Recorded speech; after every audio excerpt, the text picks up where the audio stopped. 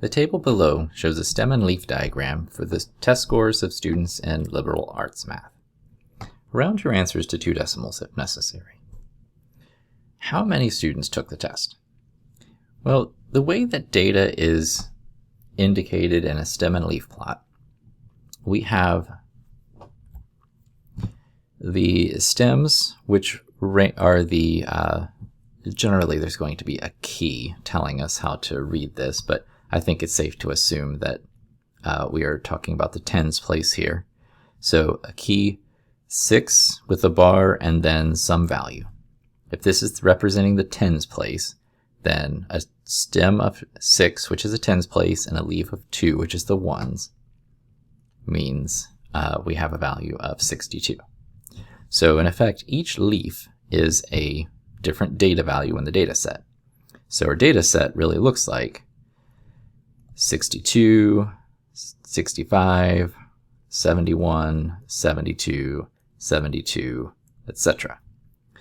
To find out how many students took the test, we just count the number of leaves. So we got 1, 2, 3, 4, 5, 6, 7, 8, 9, 10, 11, 12, 13, 14, 15, 16 students took the test. What is the lowest score on the test? Well, to find the lowest score, we first look to the stems and find the lowest stem, because that's going to be the lowest tens place. And then within the leaves of that group, we look for the smallest there, because that's going to be the lowest ones place. So a stem of 6 and a leaf of 2 gives me the lowest score of 62. What is the highest score on the test? Well, we just do the opposite here. We just come down to the largest stem, and the largest leaf within that stem represents the value that was the largest on the test altogether. The mean score on the test. Well, to get the mean of any data set, we take each item in the data set and add them together. So that's what's meant by this symbol right here, the sum of all the items in the data set. And then we divide by the number of items in the data set, and that gives us our mean. So we can use the calculator to help out.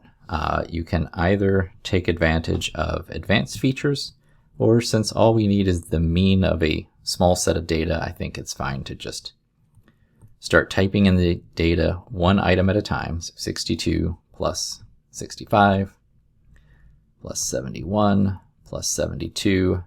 And we just go through the data set until we have it all typed in. All right.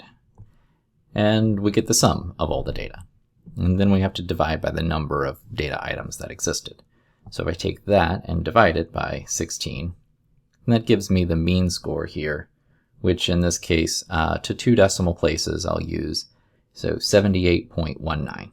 So the mean of this data set is 78.19. Now, if you're using more advanced technology, a lot of calculators have what's called a list editor, where you can edit a set of data at a time. So if I hit Stat and then Edit, I can clear out some stuff that's already in here. And it works similar to a spreadsheet in that I can just type in each item one at a time. Now, there's probably not going to be a time savings, because just getting the mean of this data set, I still have to type them in. It's not going to save me there. But it could save me from typing in a value incorrectly, because I can scroll back up through the list after I'm done and double check all of my items. So it's a little bit safer using a list editor to enter all the data and then calculate from the list. Now, there's different ways we can do this. One way is you can do different list calculations if you hit second and stat, which gives you list values. There's some different operations that can be done. You want to come over here to math, and that's where your basic stats are. And the third one down here is the mean. And you just need to tell it what list you want to calculate the mean of. So just hit second and 1, and that will give it L1. And then it knows to add all that data together and divide by the number of items.